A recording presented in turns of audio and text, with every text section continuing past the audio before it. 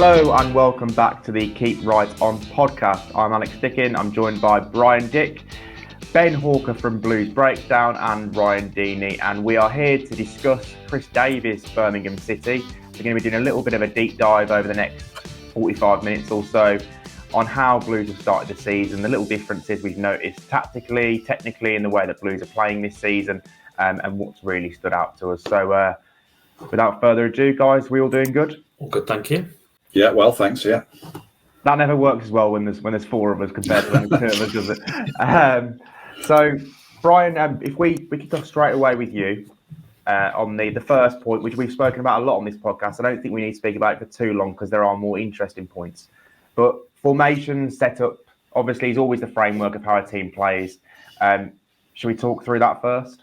Yeah, I mean, that's the first thing you do when you get the team sheet, isn't it? Is you try and sort of sort them into a formation that you're going to recognise. I think we all sort of, just for the ease of understanding where each player is going to start, at the kickoff, we all go 4-2-3-1, don't we? With the obvious back four, and then Leonard and Peck as the double pivot, and then three attackers behind Alfie May. So that makes sense to our simple little brains. Obviously, Chris Davies has a much more nuanced sort of interpretation, doesn't he? But I think we'll come on to the fact that he says it's a 4-3-3. That's, by the time you factored where Ethan Laird is playing and what Koji Miyoshi's doing, and not necessarily playing as an orthodox right winger. And then, whether it's Thor or Luke Harris playing as a 10 or an 8, as Williamson was more against Wickham, it becomes a bit of a moot point, doesn't it? Trying to sort them into an actual formation, and that's before you even start making formational changes within a game. So, yeah, it is up for a debate. I'll be interested to know what Ben and Ryan have made of, what do you describe it as? How do the numbers fall? Which are the discrete departments within the team? I'll let you go first, Ben. Oh, thanks. I think we discussed on a podcast earlier on in the summer this very point, and kind of said that it will be incredibly fluid in terms of the way that the team sets up and the personnel move about the pitch, and depending on different phases of play. And I think what we've seen in the first couple of games is exactly that play out. Ultimately, you have Ethan Laird, who plays incredibly high, almost as a right winger. Almost, I think sometimes if you look at the kind of average position maps that come out after the games and things, he's one of, if not the highest player in the team, or has been. So yeah, as you say, it very much becomes a back three with everybody kind of shuffling over. At times we've seen Laird invert into midfield as well. So yeah, I think we've seen exactly what we thought play out in terms of it just being incredibly fluid across the team, and having players who are versatile enough and intelligent enough to be able to pick up these different positions and tactical instructions within the framework. Yeah, Chris Davies. Sorry, Brian. Chris Davies says it's a 4-3-3, doesn't he? And that's the point you made, Brian, about at Wickham. It actually looked for the first time, to my eyes, like a 4-3-3 formation when Williamson came on. There was him and Luke Harris either side of Sung Ho Peck, who was clearly the anchor man. And it felt like two very advanced number 8s. And I was speaking to Davies after the game about Harris, and I referred to him as a number 10. He kind of corrected me, saying I see him as an attacking midfielder. So he obviously sees them as advanced 8s.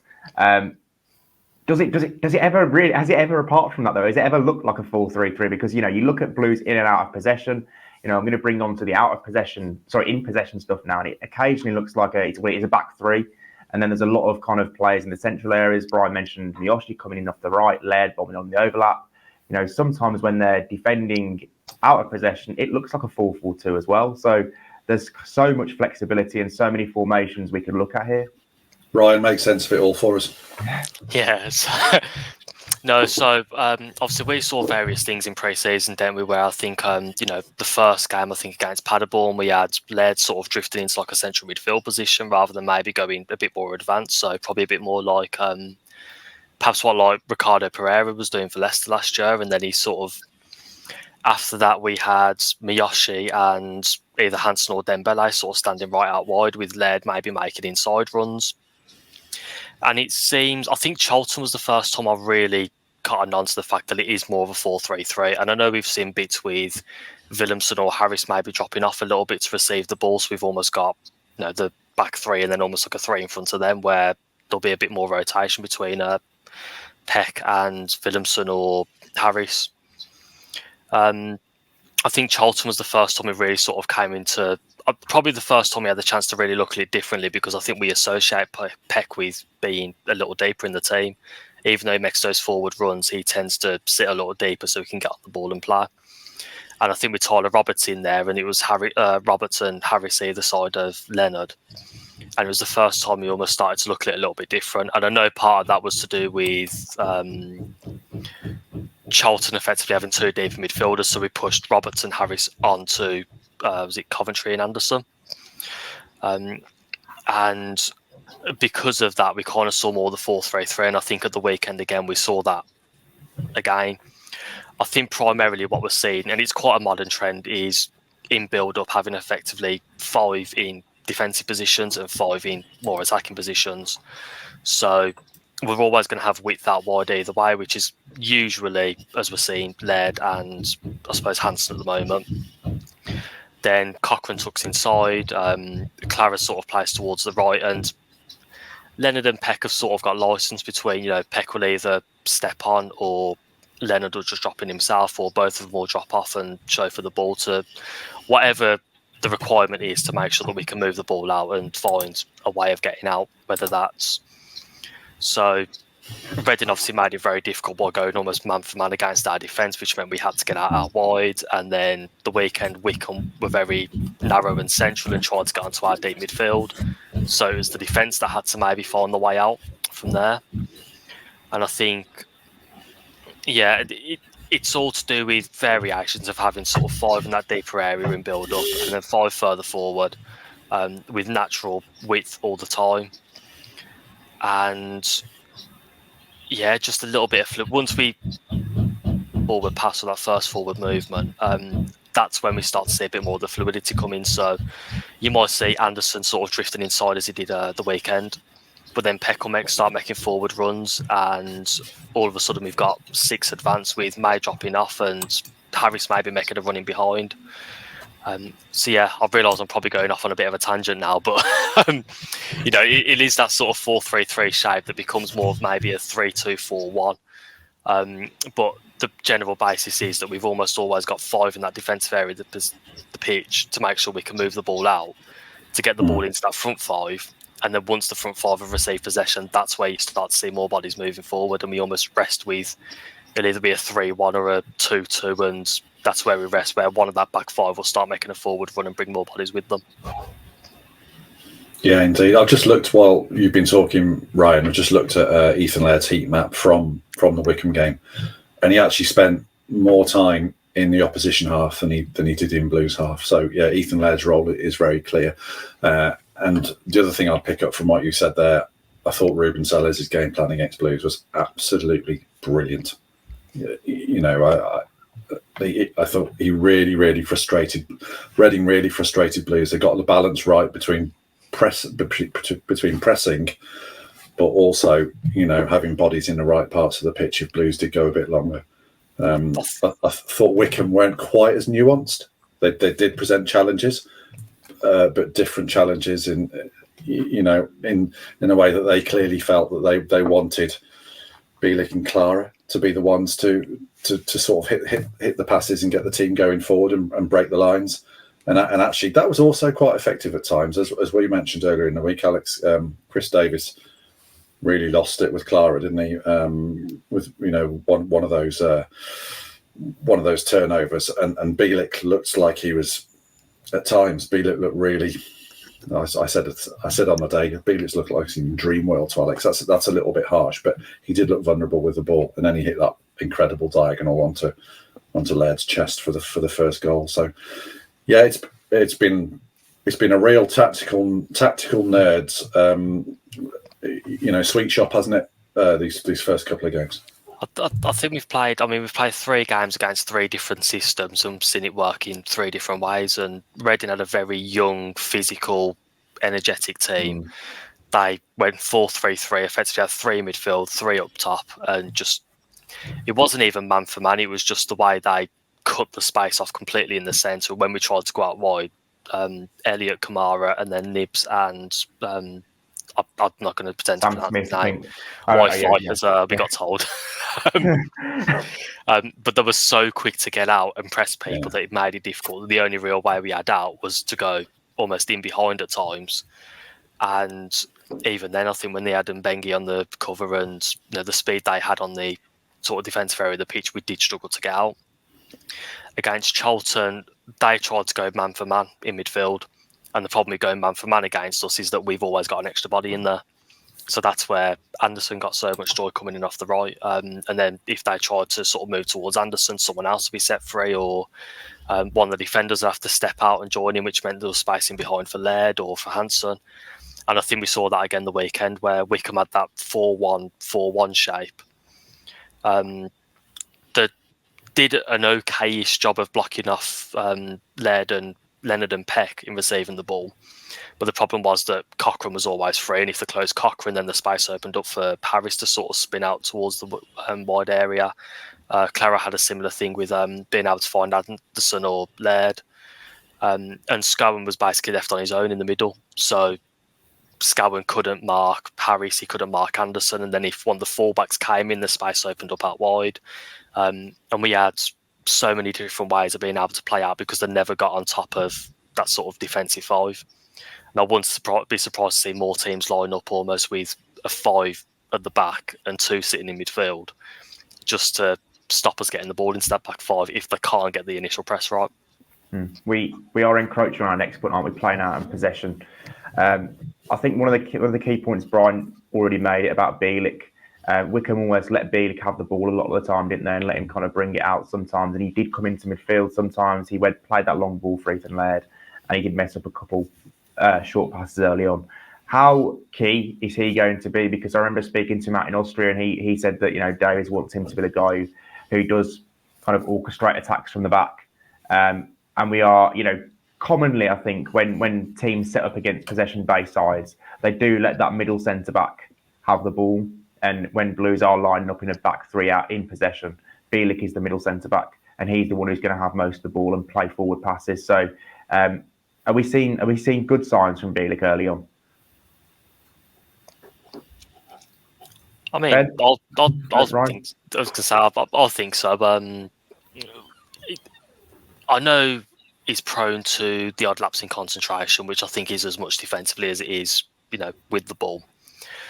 But you've basically got someone on the ball in that area of the pitch who never looks like he's afraid to take the ball. Doesn't tend to give it away that much. And I think you saw the weekend as well, whenever Kone, broke and tried to close down Clara, or got himself caught between the two, and Bielik received the ball, Bielik just went, right, I'm just going to move forward now. Yeah. And Bielik could step forward, draw the midfield on, and again, all of a sudden he's got the option to play forward, he's got the option to play to Cochrane, he's got the option to play to Hansen, he can go over the top. So I think just having him there and having someone like that who can constantly receive the ball, it's not like you're going back to the days of giving it to a Mark Roberts, who it just doesn't want it. And people that don't want to step into more advanced positions because they're afraid they're going to lose the ball or something, and Bielik will always do that. So personally, I think he's been excellent there so far. Little details to switch up, which I think we could probably talk about across the whole team. But these are the things you're going to find in these early days. And I think the fact that he's already looking quite comfortable there probably speaks volumes to the fact that, we've got the right guy to play in that role. And I think we discussed it in the summer, didn't we, about the captaincy. He's the guy in the middle of the defence that's going to walk straight the way we play, who's always going to have to stand up and receive the ball and lead by example.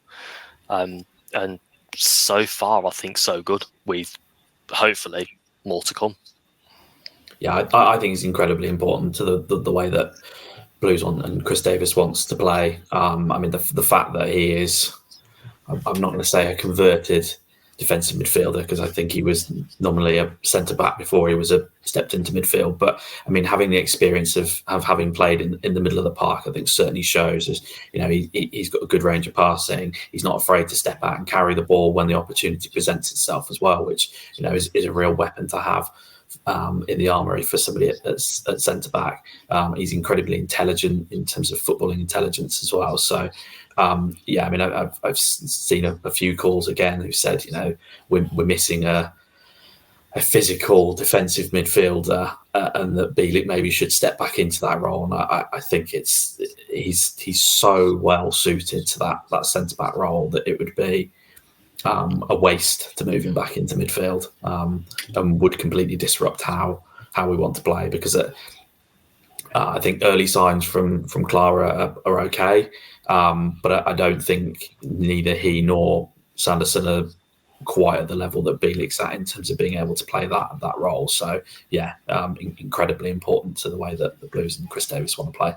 He is playing centre back like a defensive midfielder, though, isn't he? I can't think of many other centre backs, certainly in League One, maybe even in the Championship, that would be so comfortable just stepping up, carrying the ball into midfield and literally breaking a line just by taking it with him.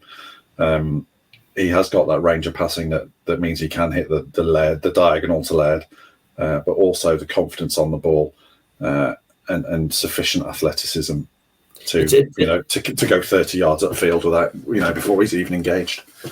I mean, it's a little bit like the role that Conor Cody used to play for Wolves in the centre of that back three under Nuno, isn't it? To an extent.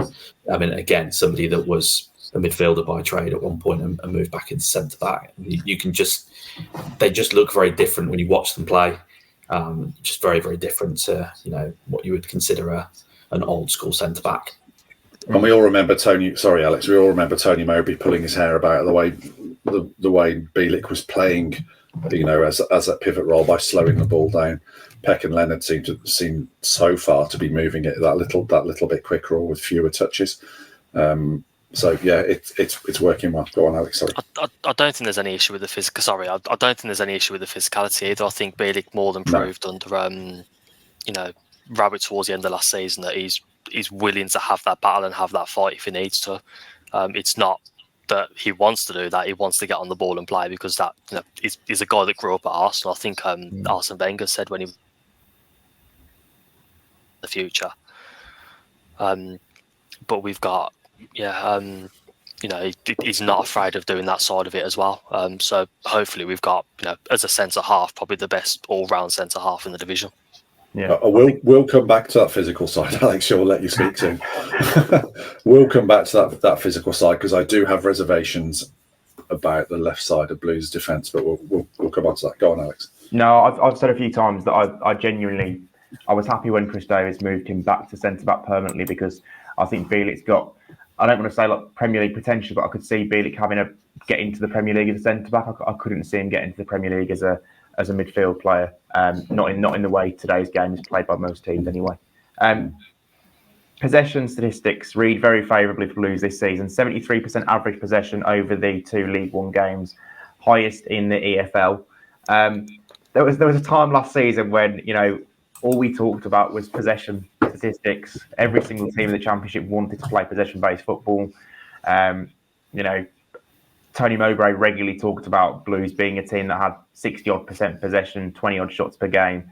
It feels like, admittedly, we know Blues have got the best team in this league in terms of the best players, but Blues are effectively that team now. They get 70-odd% possession, and they're having a hell of a lot of shots, and not just shots, because I hate the shot statistic, because you can have shots from anywhere, but they are creating good chances.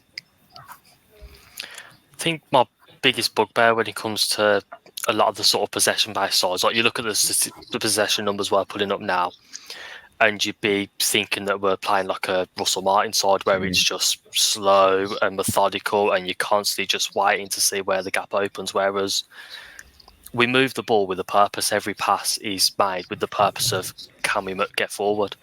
And it's not that it always works, and we do cause ourselves issues at times. I mean, these are, again, but I think these are the finer details we're going to see over these first 10 games. I think the first 10 games of the season have worked out in a really sort of weird way for us, where it's almost like a really good learning curve before we hopefully hit our stride moving into October. But yeah, we're not just dominating the ball by, just popping the ball between the centre halves constantly. It is actually, every first thought is, can we move forward? Yeah. Can I step forward? Can I pass forward? If I can't, okay, options there. Let's move out the other side and try and do it quickly. And because of that, we are getting out well, and we are seeing sort of, it feels like we're spending a lot of time in the final third rather than, passing around our own box. Do you not think there are going to be issues all season with playing out because of the way the team sets up when they've got the ball? We saw it with the Reading goal. It was Sanderson that day, Bielik and Sanderson, and Bielik and Clara on against Wickham. They are going to be isolated if there is a turnover, because the way the team's set up to play out, invariably, it's just going to be the two centre backs treading water. So that is going to be a risk for most of the season, I think.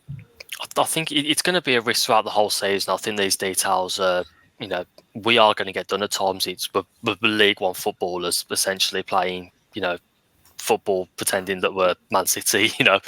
It's going to happen. I think we saw it again. Southampton were fantastic at it last year. Leicester were fantastic, but they got caught out, and it did cost them at times. And there are going to be games, we're not going to go undefeated the entire season. We're not going to win every single game. We are going to get done. We are going to have situations where we're fighting towards the end to try and get a last-minute goal.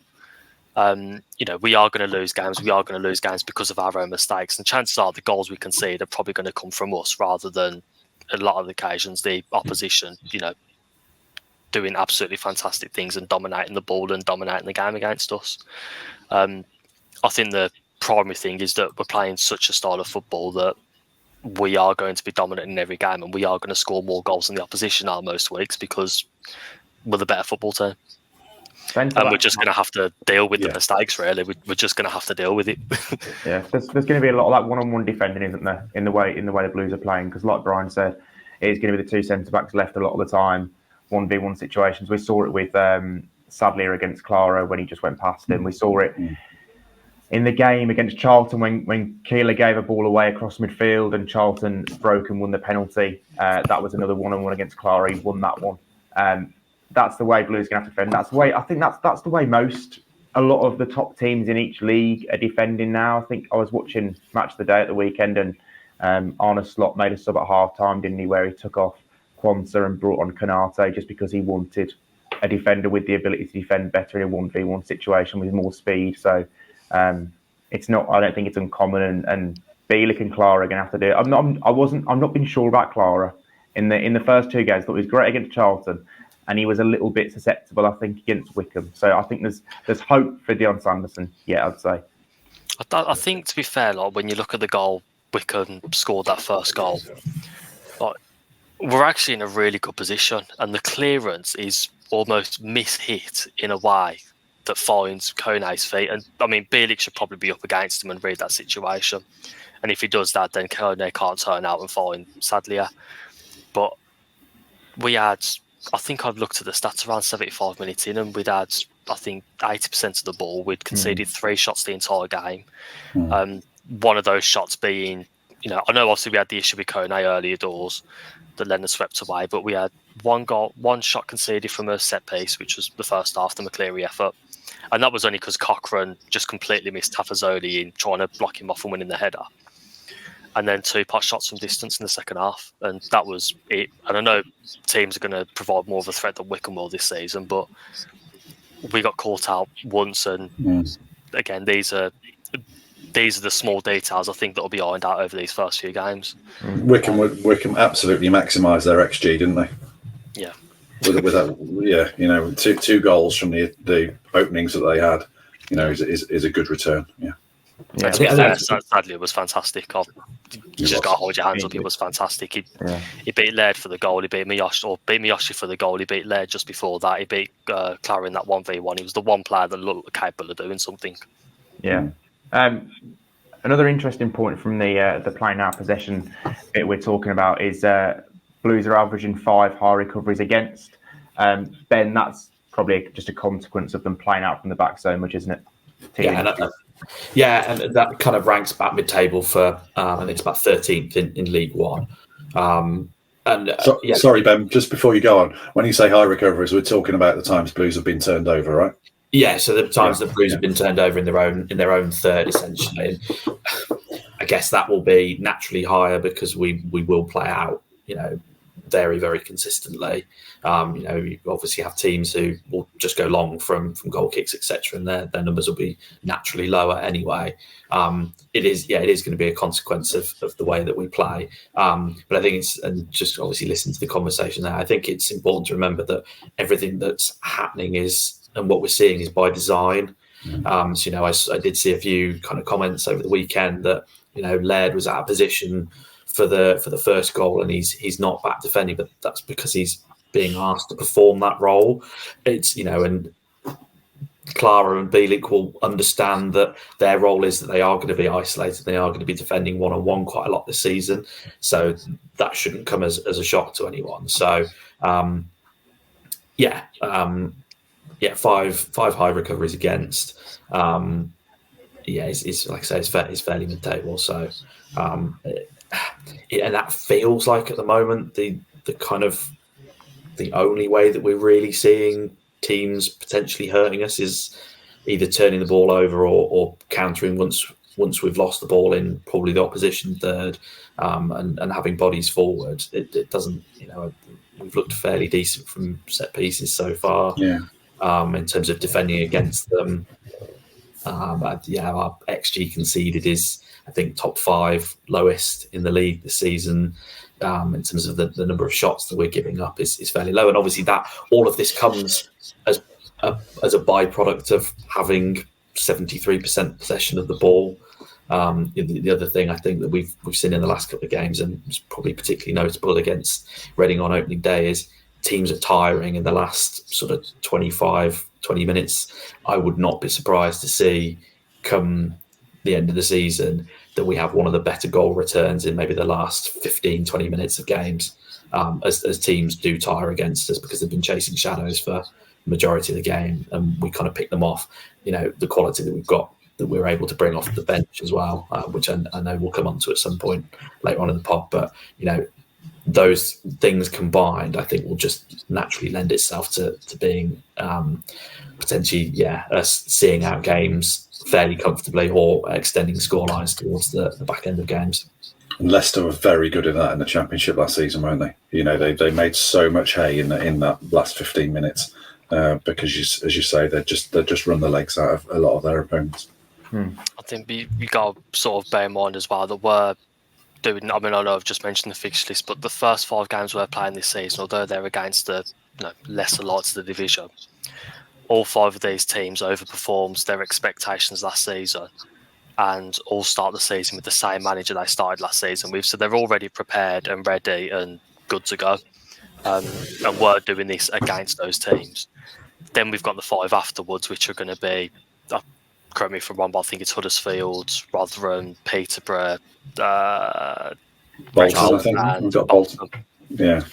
So, probably the 5 of the toughest fixtures we'll play this season sort of all together after this initial 5 games. So we're kind of having these learning curves as we're going through the games and still performing at a really high standard. We'll know a lot about Davies Blues after those 10 games, won't we? Definitely. Moving on to the pressing, our next point. Remember watching Chris Davies out in Austria, and one of the things he said and made clear to the players numerous times was our press will be our greatest strength this season. It's quite clear he's massive on the press. Ben, I think you're going to really come into your own here, aren't you? Because I know you put some stats down. So go through the first one. So the first one we've got is, people may have heard of this, it's PPDA, so passes per defensive action. So essentially it's how many passes does a team allow before they intervene with some sort of defensive action. It's basically a measure of pressing intensity. So in the 2 league games so far this season, Blues have a PPDA of 7.4, which is the lowest in the league. It's also the lowest in the whole of the EFL at the moment. I guess then if you look at the other side, we are averaging 4.5 high recoveries per game, which puts us about mid-table. So intensity is absolutely the best in the EFL. In terms of, I guess, the effectiveness of it, we're probably mid-table. I should note on that we made 8 high recoveries against Reading, just the 1 against Wickham, so averages out 4.5 a game across the 2. I would say, I mean, it's really early on to be looking at stuff like this, although it does make good reading so far. Probably the style of play is a little bit of a factor in that as well. Reading played out a little bit more than certainly played out more than Wickham did. I think Wickham basically just went long from pretty much every goal kick. 28% of their passes were long, whereas Reading's was a bit lower than that. So, that will play into it as well. But in terms of that press being the greatest strength, we are certainly seeing that in the numbers early doors with the most intense press in the EFL so far. That's a great stat, that is. Yeah, which plays a key to that. I mean, obviously, defence starts from attack from the attacking players, and attacking starts from the defensive players, doesn't it? The way that Chris Davies has drawn it up.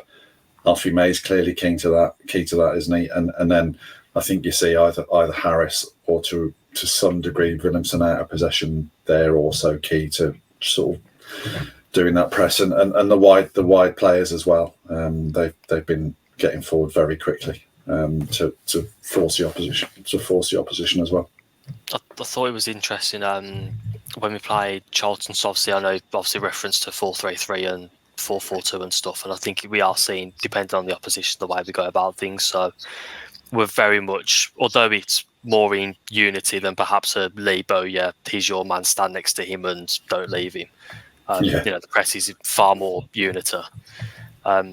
Against Charlton, they played the 3-5-2, and we saw the wingers come in to close down the wide centre backs, with Harris dropping in onto Coventry.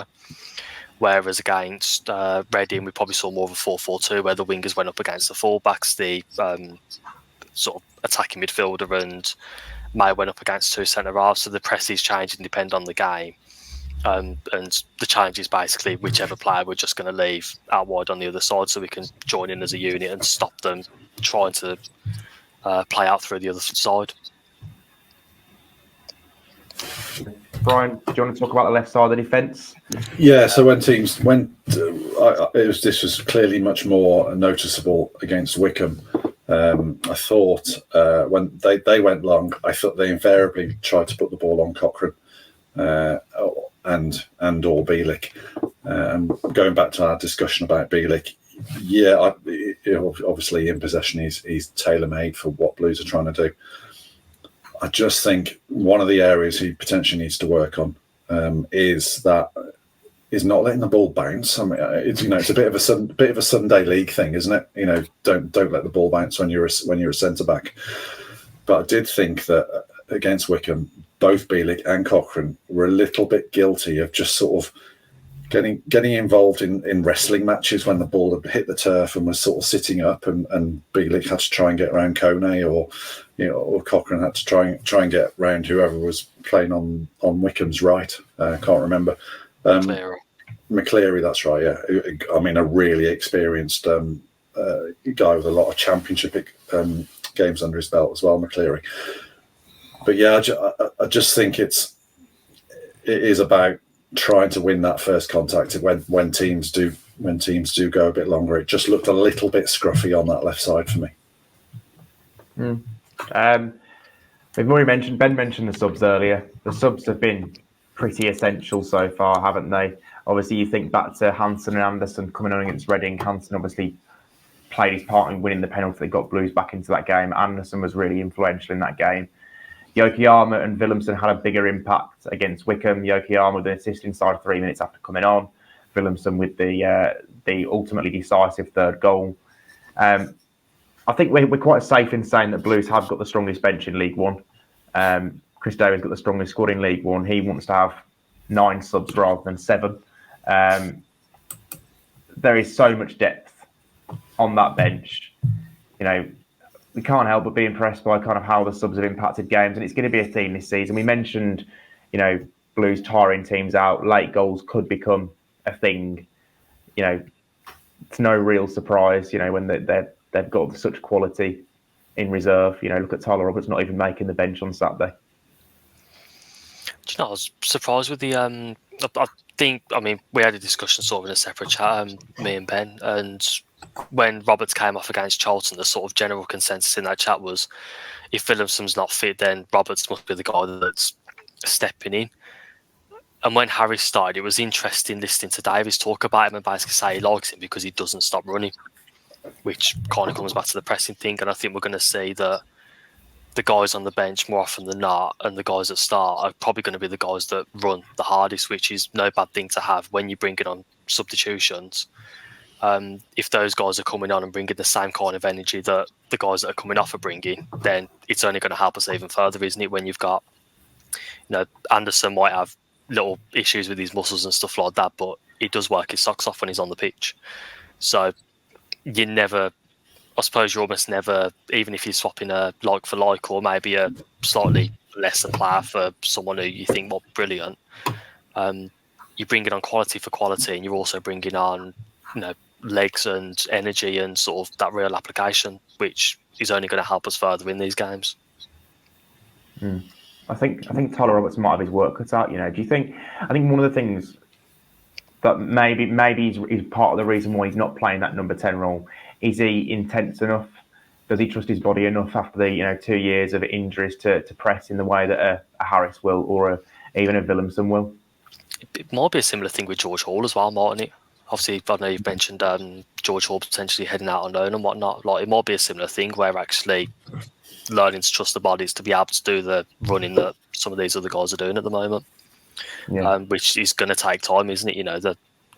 Roberts has had injuries for God knows how long, and Hall spent over a year out with all sorts of muscle issues. So hopefully there's kind of work being done to help them get to the same level. I know Roberts was out with Brady's weren't he, during the summer.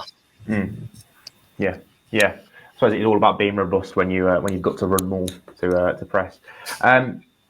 New signings, we've got 11 so far. Probably going to be more in the final week of the window. We don't want to talk about everyone because obviously some of them haven't been as involved as others, but we're going to pick out, I think, one each who we believe has been pretty important to the way Blues have played or are playing under Chris Davies in these early weeks. Ben, do you want to go first? Oh, yeah, I'm gonna throw a curveball in and not mention the person that I said when you asked this question. I'll take him. That's fine. I knew somebody else would. I'm gonna pick Cochrane as a bit of an under the radar, probably, but as a bit of an under the radar key signing so far. And I think we probably said a similar thing, or people would have said a similar thing with Lee Buchanan last year. Just goes about his business in a really nice way. He's clearly very, very talented. He's got a bit of steel about him as well. I think we've seen a few kind of thundering tackles, and he's quite happy to get stuck in. And I think when he signed, the Hearts fans kind of said a very similar thing, that actually, he's technically very good and intelligent and can play a couple of different roles in the system, and is good going forward. But actually, he likes the battle, and he likes that. And I think one of the things that opposition fans and whatever said before the season was, we're going to be in for a little bit of a shock, and these guys that are used to playing Championship football and things like that are going to have a big shock when we go to places like Wickham. And but ultimately, we've signed guys like Mark Leonard, who played the league before, Alfie May. Cochrane, is used to playing in a league that's similar up in Scotland. I've been quietly impressed with Cochrane so far this season. It'll be interesting to see when Lee Buchanan's back how that battle plays out. But again, we'll say this probably with a lot of positions across the pitch, that it's nice to have options where you'd be fairly happy with either or any of the options basically taking that starting role. But really like Alex Cochrane so far. You're on mute, Brian. You're on mute. Sorry, I actually think Cochrane's got more in in his attacking locker than we've seen so far. I thought we saw some real signs in pre-season where he was happy to go beyond and into the box and put balls in. He's been pretty contained so far, hasn't he, in terms of his the discipline of when he's been going forward. So yeah, I think I said to Alex when we were on the way down to Wickham when we were arguing about the best route, I do think Cochrane could potentially be a sneaky bet for either key signing or player of the year or something like that, because I think there's loads more to come from him. Yeah. Ryan, who's your pick? See, I know we've got the obvious ones. I'm really intrigued by Luke Harris now. And I realise there might be a sense that he's not even an automatic star at the moment, but I think Davies coming out and praising the fact that he doesn't stop running, which automatically means that he's going to like him in terms of being part of that press. The one thing I come away from the Charlton game thinking was we need... It was a bit safe and a bit soft, and it's not that he wasn't willing to do the work, but he looked like he wasn't willing to sort of maybe make those killer movements. And then he scored the goal the weekend, and you constantly saw those forward runs that he was making. The areas he picked up, he looked more comfortable dropping off into that left-hand side role to switch the ball around to Hansen and sort of make runs off him. He's obviously scored the goal. He had the moment, was it against Charlton, where the ball got floated in and he sort of miskicked, or was that Reading off the bench, weren't it? But the ball got floated in and he miskicked his volley. And he just looks like a player that looks like he's going to score goals. I know there was reference, I can't remember where it come from, but there was reference to him being a bit like Frank Lampard, wasn't there?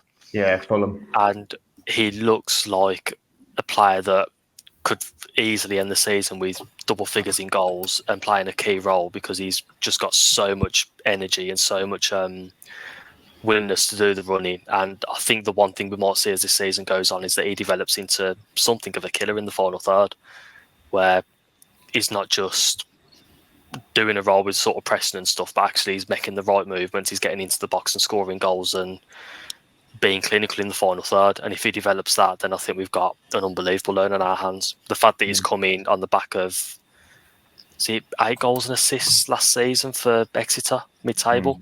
I think it might have been 8. He's already up to speed with us now with the first goal.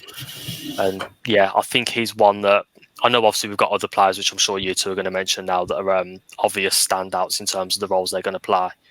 But I think he's one that we could really see quietly develop into a really key player this season. Davis pointed out with Harris after the Wickham game that he's got that knack of finding himself in the right position. And the goal that he scored actually was very Frank Lampard-like, wasn't it? Yeah. He's kind of working his way into the box, perfect timing, not necessarily running in there at full tilt, but getting into a good position for the cutback, and it was a really tidy finish. So he is definitely someone who I actually wish he'd been around when we did our predictions the other week, Brian, because we'd probably have put him in there for potentially goals or assists or whatever. So I reckon he'll get a good number of goals and assists this season. Could see him getting into double figures for goals if he keeps arriving like that, with the chances Blues will correct with their wingers. So Harris, probably a signing that went under the radar, but somebody who could become a key player, like you say, Ryan. Brian, your guy, here you go. Yeah, I mean, Harris is actually eating into my guy's game time, I think, now. I've said on here I've got a bit of a crush on Thor, and I still do. But to hear Chris Davies explain the selection of Harris over Williamson at Wickham, Harris's energy, the fact he never stops running, he's going to be key to the press.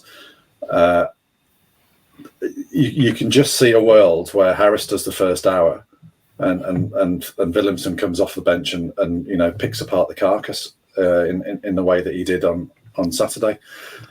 But I just think Williamson has got such quality. The fact he plays with his left foot, just gives him a grace, doesn't he? It's the old left-handed batsman kind of thing. They all seem to be beautiful stroke makers, and Williamson seems to have a lovely weight on his pass and appreciation of space. He is already showing himself to be useful at defensive set pieces, with his extra height. Yeah, as I say, I'm just slightly concerned that he's not going to get the 40 starts that I'd love him to get. But I just think he is the real X factor. Kind of, I see him having an even bigger impact for Blues as that number 10 type that John Terrell did in his loan season, when I think he scored 8 and probably got as many assists as well and swept the board at the end of season awards. So yeah, a big fan of him, if not slightly concerned that Harris is going to be taking some of his minutes. I think part of the interesting thing with the 4-3-3, I mean, again, another discussion I had separately, but I don't know about you guys, but I've kind of looked at it all summer as, well, Peck, JJ before he left, and Leonard were our centre midfielders, and we had this just like collection and rabble of number 10s. And with the sort of switch-ish to 4-3-3, it almost opens it up where we've basically got 7 centre midfielders, and there's easily a world where you can see what we saw towards the end of the Wickham game, which is Leonard or Peck or whoever else at the base, Willemsen sort of on that right-hand side, Harris on the left, or Willemsen could potentially end up taking the role that Miyoshi and Anderson have currently played on that sort of right wing, but not really right wing. So I don't think, although we kind of probably eyeing them up at the moment as they're the 8 or 10, if you like, it won't be a huge surprise if actually the way the season unfolds, both of them just end up playing themselves into the team because they're working hard, they're winning the duels, they're creating things and making things happen and helping us control games. And I suppose we'll see as the season develops, really. Obviously, that means one of Peck or Leonard come out, which is, I mean, this part of the fun, isn't it? Of we don't just have a starting 11 now, we actually have an unbelievable squad. Yeah, my son is one of the players who isn't an 8 or a 10 in that midfield, Mark Leonard. We've mentioned him a few times. I just think the way he played against Wickham, I thought he was actually outstanding in his work. Not just in possession, because we know he's got quality in possession, but actually out of possession, his positional play when Bielik made that mistake quite early on to get back in and dispossess the attacker when it looked like a certain goal. I think he's a really, really useful player, a tidy player, kind of orchestrates things alongside Bielik and Clara from the back and gets Blues moving forward. Like you say, Ryan, I do think that if Blues are going to probably drop those number 10s to more advanced number 8s, then it will probably eat into Leonard's game time, because we saw Peck drop into that holding midfield role against Wickham. I do think that could become a theme where it's one of Leonard or Peck who gets sacrificed, and when Blues play kind of a more attacking midfield with 2 10/8s later on in games. But Leonard for me, probably because he's the only one I think who's naturally suited to that position in the squad. I don't really like Peck there. I prefer Peck when he is slightly further forward, because it gives him more freedom, like we saw against Charlton in the second half when he came on. I thought he was outstanding against them. I thought he was quite good against Wickham, slightly further forward. On him, I do actually want to see him dominate League One games more, because someone of his ability should do more in these games, I think, than he's done in the first 2. But Leonard looks a really astute signing and somebody who fits the system like a glove. Yeah, I'm just touching on probably the previous point around substitutions as well. I think it raised a few eyebrows when it was Leonard that was replaced at the weekend by Willemsen, but it probably just goes to show Chris Davies has a real knack of getting those substitutions right. And I'm sure had Willemsen not have scored, we might have sat here discussing something slightly different. But I think I certainly kind of at least raised half an eyebrow when it was Leonard that was replaced. But certainly an inspired substitution. I think 2 more points on the subs or signing. Sorry, if I may. One being, I think we're probably going to see a lot of these sorts of chopping and changing early on, because so many of the signings have come in late during pre-season. Correct me if I'm wrong, I think we only had 3 or 4 bodies in sort of before the 8th, 9th of July, where it was already sort of 2 weeks in. So we're probably going to see a lot of this early on anyway, where we see a lot of chopping and changing, people being withdrawn at random times where you might think they're playing well and stuff, because you've got to almost ease them into the season while we're also easing into the season ourselves. The other thing on the signings I've kind of noticed is, apart from maybe Clara, who's got a background with Southampton anyway, that's where he grew up, and Peck, who's been with the club now 6 months and been able to develop, it's a very British core.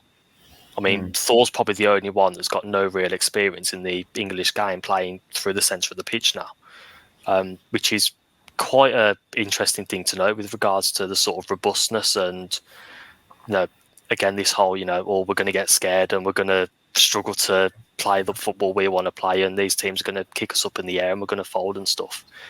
We've actually got a very British core, and even the guys we're being linked with now to improve that spy, guys that have got skin in the British game.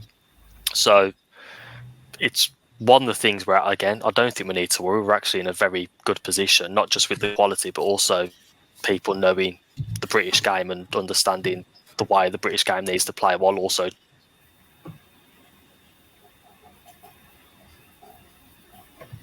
sorry, just one of those thoughts I've had over the last couple of weeks. I just wanted to share it.